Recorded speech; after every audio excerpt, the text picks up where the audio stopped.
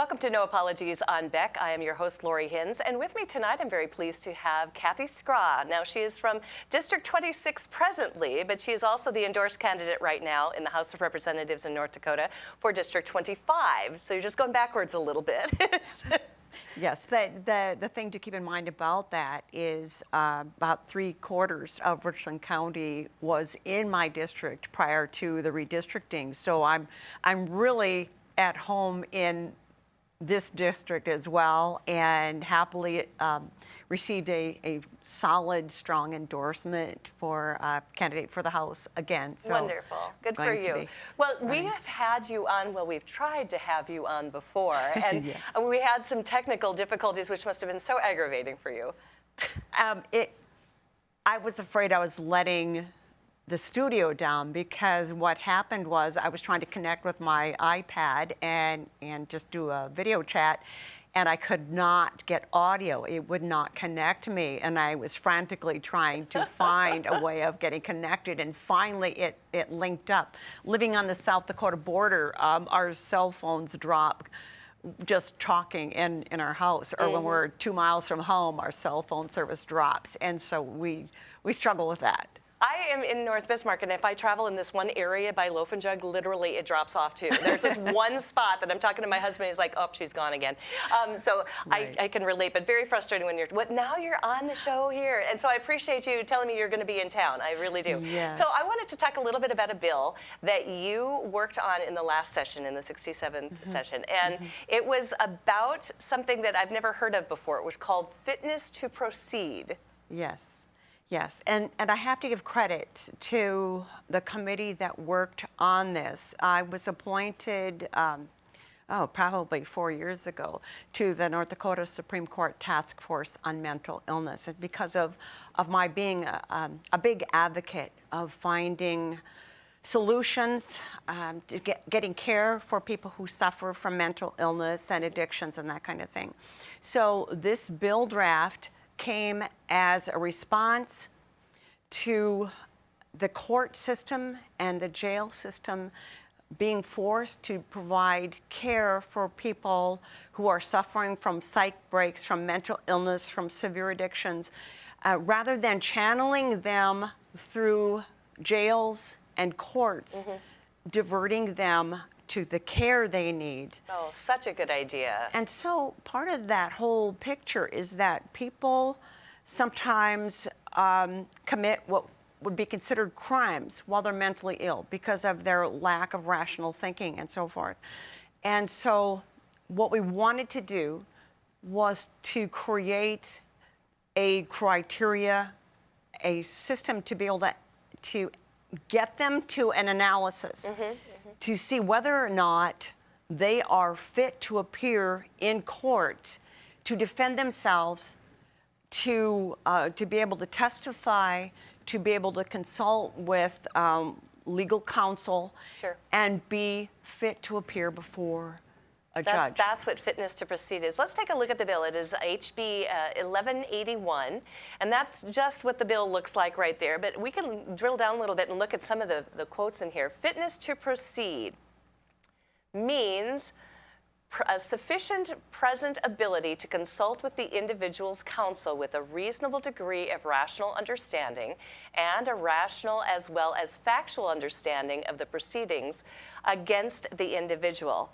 Now, in addition to that, it also says an individual at least restrictive appropriate setting, they're just defining the terms in the beginning of this bill, means available treatment or service that best meets the identified need and is no more restrictive of physical or social liberties than what is necessary to meet the need. Very good.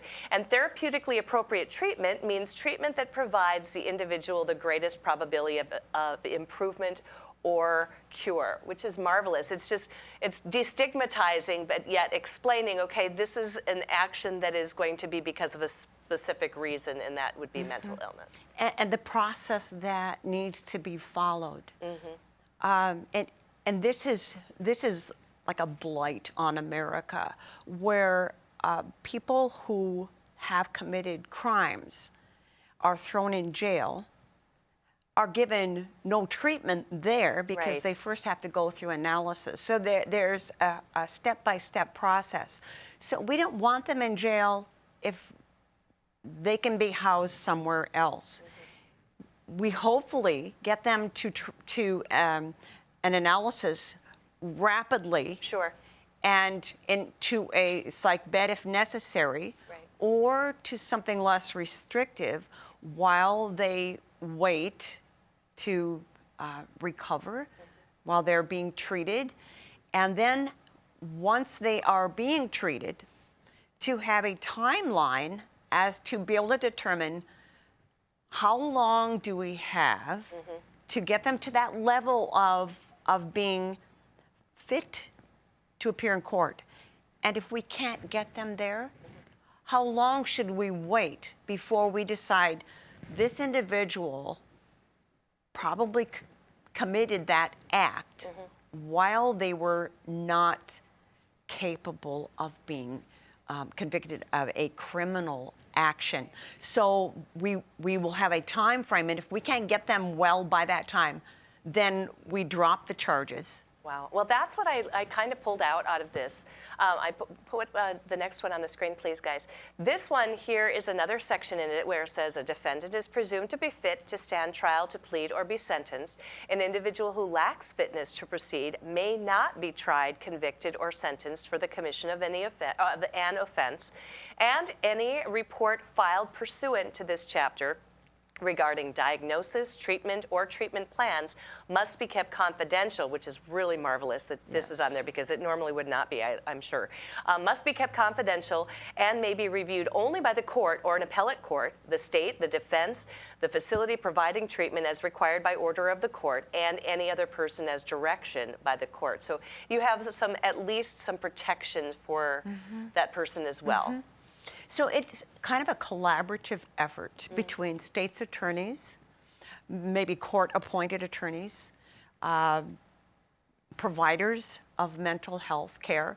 As an example, if an individual is so ill that they need a psych bed, there has to be one made available. There's a process to go through regional like Southeast Human Services, regional human service centers that may be able to do a quick analysis and then be able to determine, okay, we need a bed at the state hospital, for example, or we need a bed at on a psych ward at a Hospital medical provider. Sure. Yes, and get them there. And that's the first step. But it's a collaborative effort. So and was it's really this good. fairly well received? I mean, it seems really kind, compassionate, and logical to me. And I know that sometimes Republicans are not necessarily viewed as kind and compassionate, but that's what this bill seems like to me. So was it well received?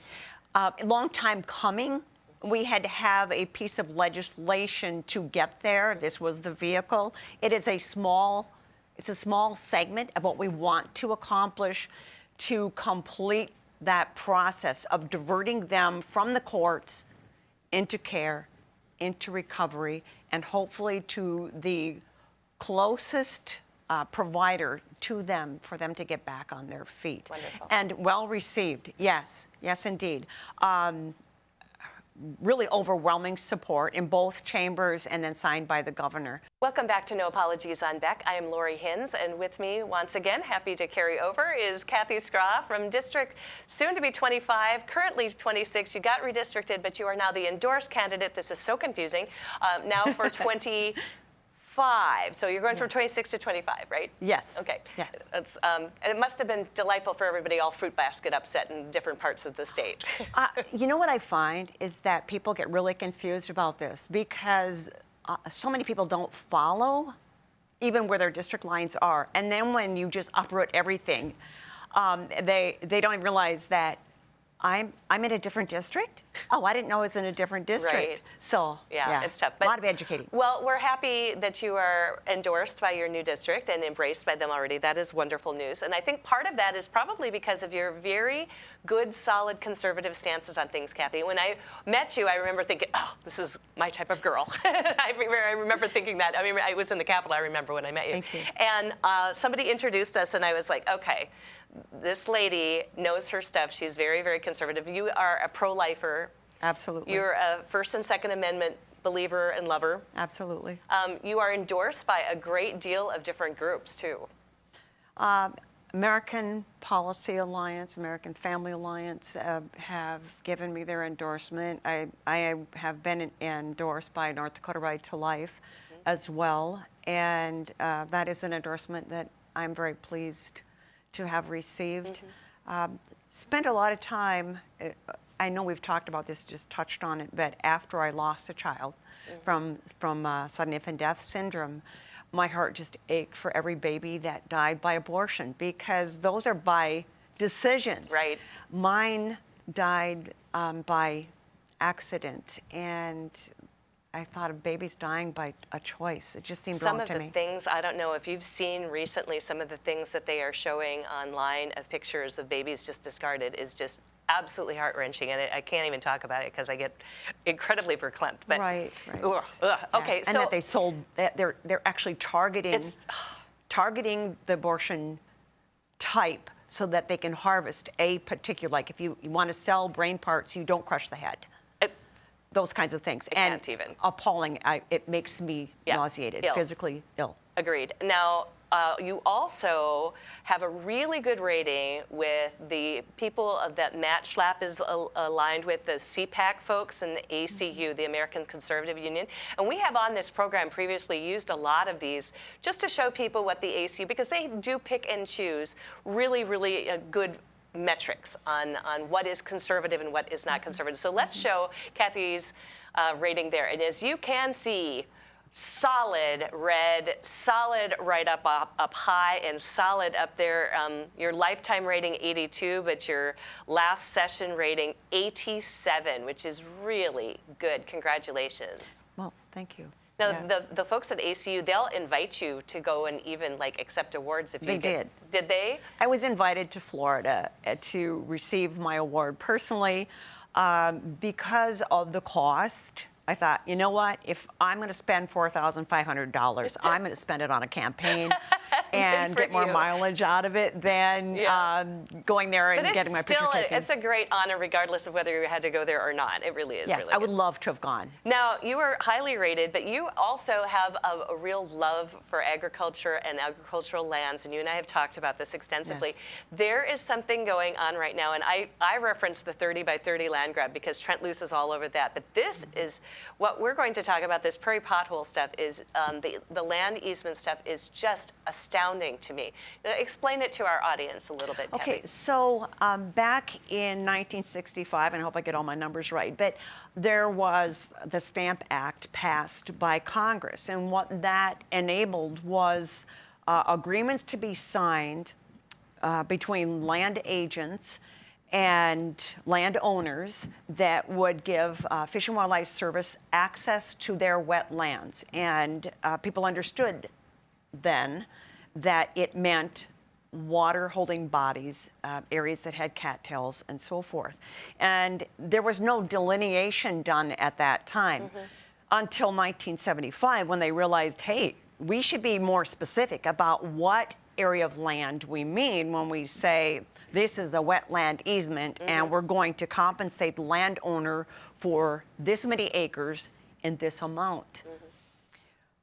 54 years later, there was a directive passed down that the Fish and Wildlife Services should then delineate those pre-1975 wetland easement areas. So I hadn't really had this on my radar, and I went to the Ag Committee interim meeting, and they were talking about these wetland easements and what's coming down the pike and how egregious some of these delineations had become. So I get home from that meeting. 3 days later, I get a certified letter referencing my mom's land. Oh.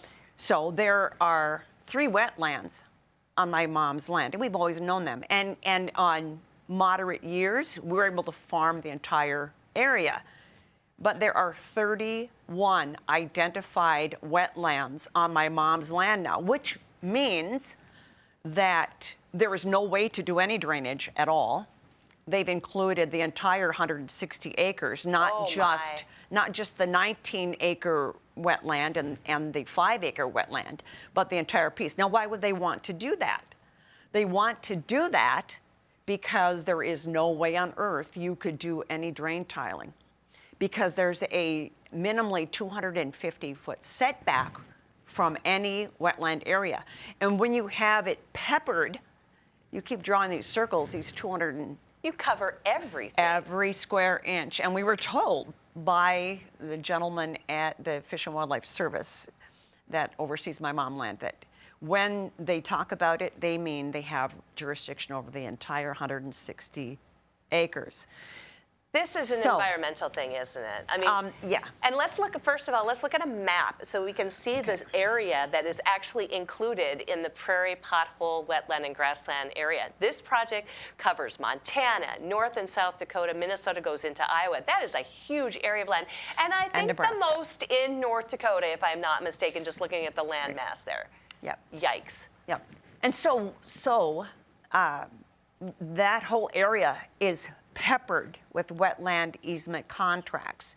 And what happened then is we were given 30 days, even though they've had 54 years, to redefine what they mean by a wetland, Oh my. redefine the broadness of that contract so that they went off of, instead of going by the acres that they had paid for, they started using the land description. So if you had signed an easement for 5 acres of wetland, well, the description of that parcel of land is on that contract, and they interpret that now as meaning it includes the entire parcel of land. So we've only got half a minute here left. If we're talking about what to do, what can we do to fight back, Kathy? Okay, so what we're looking at right now is working with legislative counsel and attorneys and coming up with a possible resolution that we can address this to Congress. We are looking at possible legislation that will help mitigate and substitute other lands or move some of those areas out so we can do other things with that land. And then possible moratorium on any more contracts until this is resolved. I really appreciate this update, and you will, dear viewers, want to keep track of this, especially if you have family or you have yourself land at all in the prairie pothole. You will be affected by this. So, and if you don't appeal, it's theirs. Yikes.